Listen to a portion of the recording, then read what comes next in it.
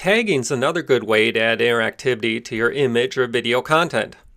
The internet is fundamentally a linked medium.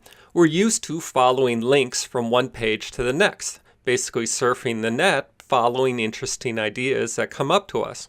And you can incorporate that into your videos as well. You can add tags that students click to go to other content. A good site for doing this is called Thinglink. And the nice thing about this site is that it's set up with some teacher functions, as you'll see. Let me give you an example using my biography. Hi, I'm John Orlando, and I'd like to tell you a little about myself. First off, I hail from Wisconsin, home of Fighting Bob LaFollette and Joseph McCarthy, Eric Hayden, and Susie Hamilton. You notice that these tags have popped up on the left and right hand side. These are links that I've added to other content. So I mentioned Fighting Bob LaFollette. If the student clicks that link, they get taken to this article where they can read more about him. Then they click back to video. Same thing with, say, Joseph McCarthy.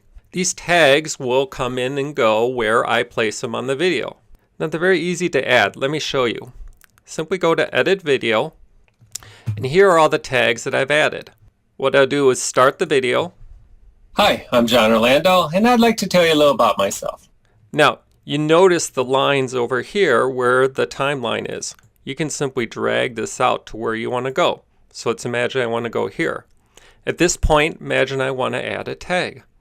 All I do is come up here, click Add Tag, and now I can embed a URL or something else, and I can put text. I can also edit the style to some extent when you use the Pro version. I can also set the timing of the tag, how long it's going to show up on the screen right here. I'll just cancel.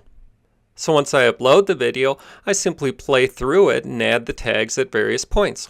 Now you can also do this with images. Let's take a look. Here I've gone back to the home page and I have an image.